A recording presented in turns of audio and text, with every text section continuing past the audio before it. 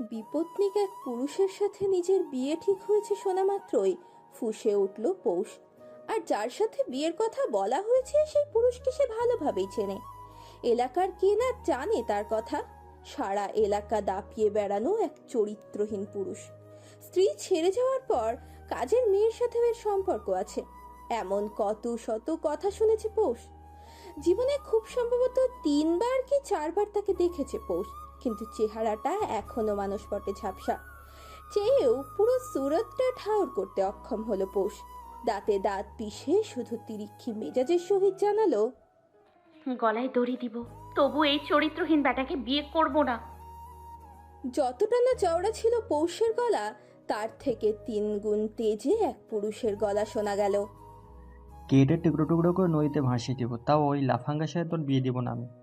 বিয়ে তো তৌসিফকেই করতে হবে। তুচ্ছ হাসলো পৌষ। চাচার এসব বাংলা কথা আজ নতুন নয়, পুরাতন সিনেমার ডায়লগ ভেবে রুমে ঢুকে ধপাস করে সকলের মুখের উপর দরজা লাগিয়ে দিল পৌষ।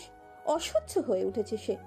গলায় থাকা ওড়নাটা হাতে পেঁচিয়ে যেই না ছুঁড়ে মারবে, অমনি জানলার সামনে দাঁড়িয়ে থাকা ছোট্ট পিহা চিৎকার করে উঠল। পৌষ নিজেও ভয় পেয়ে গেল, তবে কিছু বুঝে ওঠার আগেই দরজায় করাঘাত শুরু। পিহা কেঁদে কেটে অস্থির, বারবার বলে যাচ্ছে, আপিপু ফাঁসি দিচ্ছে, আপিপু বিয়ে করবে না তাই ফাঁসি দিচ্ছে। হতবাক নির্বাক পৌষ। সে ফাঁসি দিল কখন আর কেনই বা দিল? আজব। দরজায় একে একে করাঘাত দিতে দিতে সকলে ডাকাডাকি শুরু করলো। চাচি যে কেঁদে ফেলেছে তাও টের পায় পৌষ। দরজা খুলতে যাবে এমন সময় চমৎকার দুষ্টু বুদ্ধি খেলে গেল ওর মাথায়। পারলে এই মুহূর্তে নিজের পিঠ চাপড়ে নিজেই সাবাসি দিতেও ভুলতো না পৌষ। খাটে উঠে ওড়না ঢিল মারলো ফ্যানে। গলায় পেঁচানোর চেষ্টা করতে করতে দরজা ততক্ষণে খুলে গিয়েছে। অবশ্য পৌষ তো শুধু হালকা করেই ছিটকিনিটাই লাগিয়েছিল। হুড়মুড় করে সবাই ঢোকা মাত্রই চাচাতো বড় ভাই হেমন্ত ওকে টেনে খাট থেকে নামিয়ে গাল বরাবর দিল টানা 2 থাপ্পড়। যেই বড় ভাই আজীবন ভালোবেসে এলো, তার হাতে 2 রাম চর খেয়ে হাউমাউ করে ফ্লোরে বসে কেঁদে উঠল পৌষ। চাচি তাড়াতাড়ি করে বুকে আগলে নিল ওকে। মাথায় গালে মুখে হাত বুলিয়ে কত কিছু বোঝালো, কিন্তু পৌষ বুঝি থামে। তার গাল তো জ্বলে ছারখার হয়ে যাচ্ছে, সেই থেকে বেশি জ্বলনি তো তার বুকে।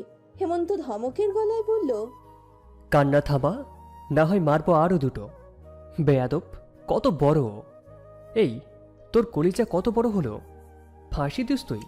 থাপড়ে থাপড়ে তোর মাথা মুন্ডু সব কিছু ঘুরিয়ে দেবো, ফাজিল একটা। হাউমাউ করা কান্না এবার হুহুতে পরিণত হলো। চাচির বুকে পড়ে পড়ে আহাজারি করলো পৌষ। হেমন্তের থাপ্পড় খেয়ে যতটা না আঘাত পেল, তার থেকেও বেশি পেল এই ধমকে। চাচা এতক্ষণ নীরব থাকলেও এবার মুখ খুললেন। হেমুর মা, ওকে খাওয়া কিছু, এরপর ঘুম পাড়াও। সন্ধ্যায় বাড়িতে মেহমান আসবে, হেমুকে নিয়ে বাজারে যাই আমি। কথাটা বলেই চলে গেলি 2 জন। উপস্থিত বাকি সকল সদস্যরা উৎসুক দৃষ্টিতে তাকিয়ে এখনো। গুড়াগাড়তেই বেশি এখানে। 3-4 ছানাপোনা সব মিলিয়ে 7 জন, পৌষও তার মধ্যে একজন। ইনি মিনি গোল গোল চোখ করে তাকিয়ে বলল, আপনি কাঁদে না, ভাই এলে বকে দিব আমরা। পৌষের কান্না বুঝি এবার থামে। ছোট্ট চাচার 2 মেয়ে এক জমজ, যা বলে একসাথে, যা খায় একসাথে, কাঁদেও একসাথে, আবার হাসেও একসাথে। এদের নাকি বিয়েও দেবে একসাথে। পৌষের মনে প্রশ্ন একটাই, এদের বাসর একসাথে কিভাবে হবে? এমন ঘনঘটা মুহূর্তে এইরূপ আজব চিন্তায় নিজেকে ধিক্কার জানালো পৌষ। জ্যৈষ্ঠ দূরে দাঁড়িয়ে দেখছে বোনকে। জ্যৈষ্ঠ আর পৌষ সমবয়সী। পৌষ যদিও মাস 2 বড়, তবে তারা বন্ধুর মতো। চৈত্র এতক্ষণ বাসায় ছিল না। সে বাসায় ঢোকা মাত্রই গুমোট অবস্থা দেখে জিজ্ঞেস করলেও কোনো লাভ হলো না। কেউ টু শব্দ করলো না, কারণ ঝড় এখনো পুরোপুরি ওঠেনি। আগাম ঝড়ের কথা ভাবতেই সকলের গায়ের লোম যেন কাঁটা ফুটলো। হিমশীতল এক বাতাস বয়ে যাচ্ছে, বৃষ্টি বৃষ্টি ভাব চারিদিকে। সেই ভাবকে বুড়ো আঙুল দেখিয়ে ঝমঝমিয়ে বৃষ্টি ঝরতে লাগলো। সেই সাথে যোগ দিল ঝোড়ো হাওয়া। আচমকাই ঘুম ছুটে গেল পৌষের। জানলার পর্দাগুলো শ দাপটে উড়ে বেড়াচ্ছে। আড়মোড়া ভেঙে উঠে পৌষ। 2 আঙুলে চোখ ঘষে নিল কিছুক্ষণ। ঝাপসা দেখছে এখনো। নিশ্চয়ই কান্নার ফল এটা। উঠে জানলার সামনে দাঁড়াতেই প্রকৃতি নজর কাড়ল। মনে জোয়াল খেলানো এক প্রেম প্রেম আবহাওয়া, প্রেমিককে মনে করার এক রোমাঞ্চকর আবহাওয়া, বিরয়ের খাত লেখার উত্তম এক সময় যেন এটা। এমন উস্কানিমূলক ওয়েদারে পৌষের মন খারাপ হলো, ভীষণ রকমের মন খারাপ। তার প্রেমিক তো আপাতত তার কাছে নেই, না জানি কোন জলযানে ঘুরে বেড়াচ্ছে। 2 ফোঁটা পানি চোখে যেই না জমতে শুরু করবে অমনি দরজায় ঠক ঠক শব্দ হলো। কে জিজ্ঞেস করতেই হেমন্ত ঢুকলো। ওকে দেখা মাত্রই পৌষের মুখটা থমথমে হয়ে গেল। হেমন্ত অল্প হাসলো, এগিয়ে এসে পৌষের হাতে 2টো চকলেট দিয়ে মাথায় হাত বুলিয়ে নরম স্বরে বলল, গালে ব্যথা আছে? হ্যাঁ। আমি একটু সরি না পৌষ, তোর পাওনা ছিল এটা। মেরে ফেলো আমাকে, এটাই বাদ আছে। কথা বলল না হেমন্ত, চলে গেল সেখান থেকে। তার এখানে বলার মতো তো কিছুই নেই। হেমন্তের নির্বিকার ভাব দেখে মন খারাপ আরো বাড়ল পৌষের। সন্ধ্যা নাগাদ বাড়ির পরিস্থিতি একদমই বদলে গেল। কান্নার শব্দ যেন সবার কানে বাড়ি খাচ্ছে। পৌষ গলা ফাটিয়ে কেঁদেই যাচ্ছে। পরনের লাল শাড়িটা খুলে যাবে এমন ভাব। বড় চাচা কিছুতেই মানছে না, এখনই নাকি পৌষের বিয়ে দিবেন তিনি। ছোট চাচা বরাবরই বড় ভাইকে মান্য করেন, তাই তো মুখে কুলু পেটে বসে আছেন মাথা নিচু করে। পৌষের দোষ একটাই, পৌষ কেন ফাঁসি দিতে গেল। চাচাকে ভয় দেখাতে গিয়ে ফাঁসির নাটক করা পৌষের গলায় যে সত্যি ফাঁসির দড়ি ঝুলবে তা ঘুণাক্ষরেও টের পায়নি পৌষ। হাজার আহাজারি করেও যখন লাভ হলো না, তখন চাচার এক কথায় থমকে গেল পৌষ। এত বছর আমি পেলে পুষে বড় করেছি, খামাখা তো নয়। প্রতিদান চাইছো? যদি বলি হ্যাঁ। পৌষ এবারে উঠে দাঁড়ালো, শাড়ির আঁচলটা শক্ত করে ধরে শক্ত গলায় বলল, আমি বলিনি আমার দায়িত্ব নিতে, তবুও যেহেতু প্রতিদান চাইছেন তাই আমি বলছি আপনার সবটুকু পাওনা শোধ করে দিব আজ চাচা। ওই চরিত্রহীন পুরুষকেই বিয়ে করব, ওই জাহার নামেই আমি যাব। প্রলয় হকের মেয়ে পৌষরাত হক, পৌষর ওয়াদায় যা। কথাগুলো বলেই সাথে সাথে চলে গেল পৌষ। তার পিছু পিছু 5 জন কাজিনও ছুটলো। সন্ধ্যা নাগাদ তৌসিফ তালুকদার হাজির, কাজী আর হুজুর সহ খুব কম মানুষই উপস্থিত এখানে। পৌষকে আনা হলো, সে মূর্তির মতো এসে হাজিরও হলো। তাকে যখন বসানো হলো তখন পৌষের গা ঝমঝমিয়ে উঠল। তীব্র এক পুরুষের গন্ধ নাকে ঠেকল। তার পাশেই বসা সুঠাম দেহের এক লম্বা চওড়া সুদর্শন পুরুষ, অথচ পৌষ তাকালো না তার দিকে। তাকে যখন কাজী জিজ্ঞেস করলো, দেনমোহর কত চান আম্মা? কিছুই চাই না। সকলে চমকালেও গুরু গম্ভীর কণ্ঠে তৌসিফ তালুকদার বলে উঠল, আমার মেইন রোডের 8তলা বাড়ি, গোল্ডেন ব্যবসার অর্ধেক সহ নগদ 30 লক্ষ টাকা উসুল করে দিন। তৌসিফের এহেন কথায় সকলের মুখ হা হয়ে গেলেও রহস্য হাসল পৌষ। পাশ থেকে একজন তৌসিফকে বলল, এই মেয়ে থাকবে কিনা এর কি গ্যারান্টি? 5 লাখ কাবিন করে রাখো ব্যাস। যার নামে এখন গোটা আমি টাকাই লিখে দেব, সেখানে পরিমাণ কেন হিসেব করা হচ্ছে? সকলের মুখ পুনরায় হা হয়ে গেল। হুজুরের দোয়ার পর পর 6টা কবুল শোনা গেল। খাওয়া দাওয়ার ব্যবস্থা করা হলেও পৌষ শক্ত গলায় বলল, এই বাড়ির সাথে আমার হিসাব চুকে গিয়েছে। এখানকার পানিও নিজের জন্য হারাম করলাম আমি। পাশ থেকে পৌষ খেয়াল করলো শক্ত একটা হাত তার হাতটা মুঠোয় পুড়েছে। হঠাৎই যেন খিনখিন করে উঠল পৌষের গা। আর একটা হাত দিয়ে জোর করে ছাড়িয়ে নিল নিজের হাত। এতে বুঝি পাশের জন ছুটল, তাই তো এবার সোজা কোমরের দিকে চেপে ধরলো। ব্যথায় পৌষের চোখে পানি জমলো, তবে ছাড়া পেল না সে। ওর চাচা যখন কিছু বলতে এলো তখন ফিস ফিস করে পৌষ শুধু বলল, আমার জীবনটাকে নরক বানানোর জন্য ধন্যবাদ বড় চাচা। তীব্র বর্ষণের ইতি টেনে আকাশ ধমক ধরে বসলো। স্থির মেঘমালা আর তাতে ধ্যান নেই, তারা তো উড়াউড়িতে ব্যস্ত। রাতের আকাশ অথচ একদম ফকফকা যেন। গাড়ির কাজটা বন্ধ থাকায় পৌষ আবহাওয়া ঠিক ঠাউর করতে ব্যর্থ। শুধু জানালায় মাথা এলিয়ে বাইরে দেখে যাচ্ছে সে। পাশের মানুষটার দিকে তার ধ্যান জ্ঞান কিছুই নেই। আপাতত সে নিজেকে নিয়ে বিভোর। ভাবনায় তার চিরায়ত চিরপরিচিত বাড়িটি। এমন আবহাওয়াতে নিশ্চিত তোরা দলবল নিয়ে ছাদে আড্ডা জমাতো। আড্ডার মাঝে ইনি মিনি দুইজন চৈত্র আর জ্যৈষ্ঠের কোলে ঘুমিয়ে পড়তো। রাত যখনই একটু বাড়তে শুরু করবে তখনই ছাদে আগমন ঘটতো হেমন্তের। সবগুলোকে ধমকে ধামকে থাপড়ে নিচে নামাতো সে। এটাই তো হতো, কিন্তু আজ তো এরকম হলো না, আর কোনোদিন হবে বলে মনেও হচ্ছে না। পৌষের বুক চিরে দীর্ঘশ্বাস বেরিয়ে এলো। মাথায় হঠাৎই যন্ত্রণা হচ্ছে। সেই যন্ত্রণা বাড়লো যখন তীব্র হর্নের শব্দ হলো। পৌষ চমকালো, সম্মুখে দৃষ্টিপাত করতেই বুঝলো ওরা পৌঁছে গিয়েছে। এই বাড়িটি পৌষের চেনা, খুব গভীর ভাবে না হলেও একটু চেনা। বাহিরটা সে অনেকবারই দেখেছে, ভেতরে যাওয়া হয়নি যদিও, ওই সর্বোচ্চ গেট পর্যন্ত, তাও খুব দরকারে। একবার বোধহয় ঢোকাও হয়েছিল, তবে এই চরিত্রহীন পুরুষের ফ্ল্যাটে নয়, তার ভাইয়ের ফ্ল্যাটে। উফ, শব্দ করে সরতে চাইল পৌষ। তার ভাবনায় ছেদ পড়েছে। ব্যথা দেয়া কোমরটাতে পুনরায় শক্ত করে ধরেছে তৌসিফ তালুকদার। রাগে রক্ত যেন পৌষের টক বগিয়ে উঠছে। এই লোকের এসব ছোঁয়াছুঁই ওর পছন্দ হচ্ছে না, গায়ে কাঁটা দিয়ে ওঠে। পৌষ কিছু বলার আগেই হঠাৎ জমে গেল। তার অনুভূতি মুহূর্তেই থিতলে গেল যেন। তৌসিফ তালুকদার তার অতি নিকটে। সহসা খিচে চোখ বুঝে নিল পৌষ। তাকানো যাবে না, তাকাবেও না সে। মরণ হোক তাও চোখ খোলা যাবে না। ভারী পুরুষের নিঃশ্বাস শীঘ্রই তার সামনে থেকে হটল। দরজা খুলে গট গট পায়ে নেমেও দাঁড়ালো। মৃদু স্বরে ড্রাইভার বলে উঠল। ফট করে চোখ মেলে অবাক দৃষ্টিতে তাকালো পৌষ। এদিক ওদিক তাকিয়ে যখন ও কাঙ্ক্ষিত পুরুষটাকে দেখলো না, তখন শাড়ি সামলে বেরিয়ে এলো। না, কোনো বিয়ে আমেজ নেই এখানে, একদমই না। সারা জনমকার সাদামাটাই আছে। একটু কি সাজানো যেত না? নিজের ভাবনায় নিজেই বিরক্ত পৌষ।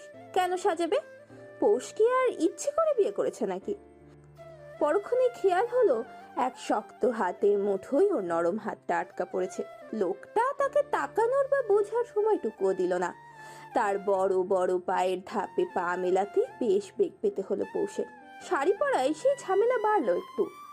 এক প্রকার হুমড়ি খেয়ে পড়লো নিচে, অথচ তার ডান হাতটা এখনো তৌসিফ ধরে আছে। পড়া মাত্রই যেন পৌষ কাদার সুর তুলবে, অমনি তাকে ফট করে কোলে তুলে নিল তৌসিফ।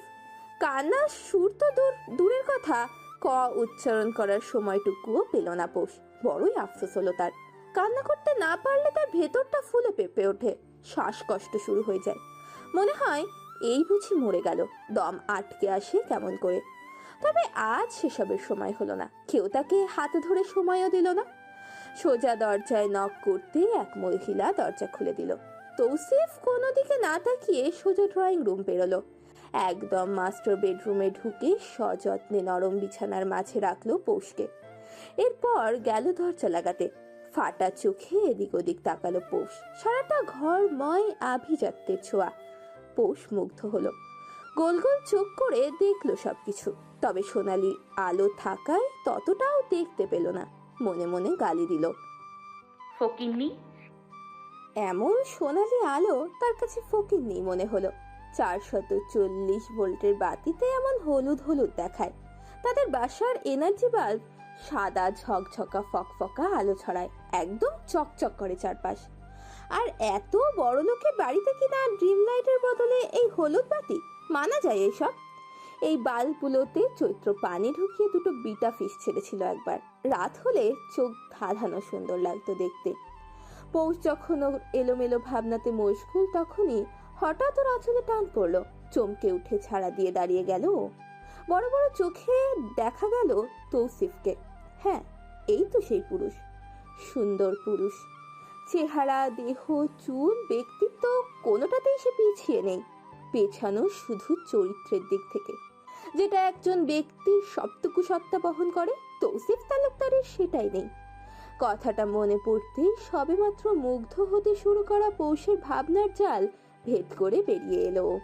তৌসিফ তালুকদার ততক্ষণে এগিয়ে আসছে পৌষের দিকে। এই একা বাড়িতে বদ্ধ দরজার ভেতরে পৌষের সকল সাহস যেন ছুটে পালালো। তার নজরবন্দি হলো শুধু হলুদ আলোয় আলোকিত এক সুদর্শন পুরুষ, যে এগিয়ে আসছে পৌষের দিকে। পৌষ যেন এই মুহূর্তে বাক শক্তিটুকুও হারিয়ে ফেলল, শুধু ফ্যাল ফ্যাল করে তাকিয়ে রইল তৌসিফ তালুকদারের দিকে। তবে কি আজই ওর জীবনের বড় বড় দুটো ধাক্কা একসাথে এলো? হেমু, বাবার ডাকে হেমন্ত তাকালো। ছাদে একা দাঁড়িয়ে সিগারেটে টান বসিয়েছিল মাত্র। দুটো টান দেয়া হয়েছে সবে, এমনটা নয় যে সে লুকিয়ে লুকিয়ে খায়, সবাই জানে। কিন্তু তাতেও অভদ্রতা হেমন্ত দেখায় না যে বাচ্চাদের সামনে এসে সিগারেট টানবে। তাই তো জ্বলন্ত সিগারেটটা নিচে ফেলে পা দিয়ে পিষে ফেলল। জ্বলন্ত আগুন নিমেষেই বুঝে গেল। শুধু বুঝলো না হেমন্তের বুকের আগুনটা।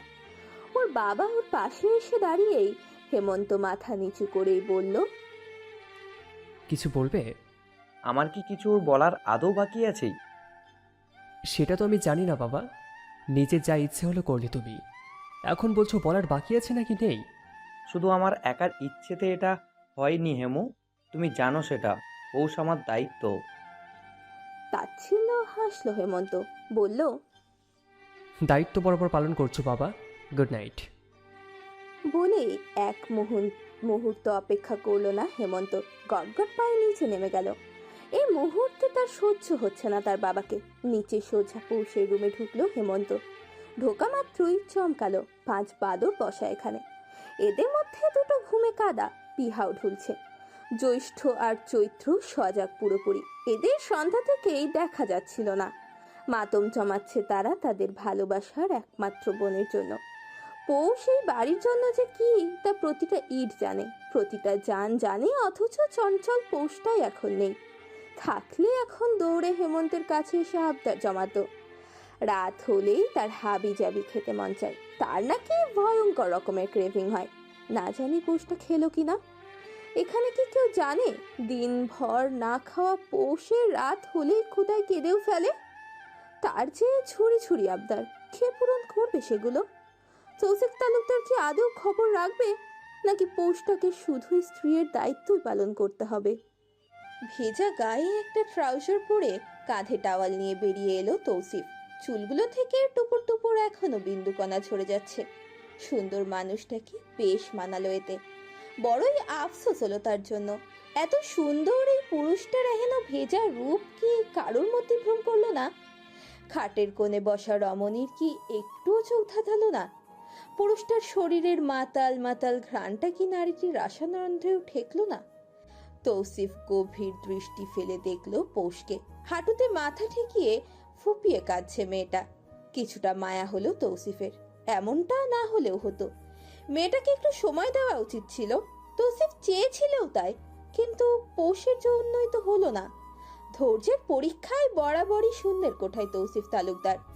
তার সদ্য বিবাহিত স্ত্রীকে মুগ্ধ নয়নে দেখলো সে। গলার স্বর খাদে নামিয়ে ডাকলো বহু আদরের স্বরে।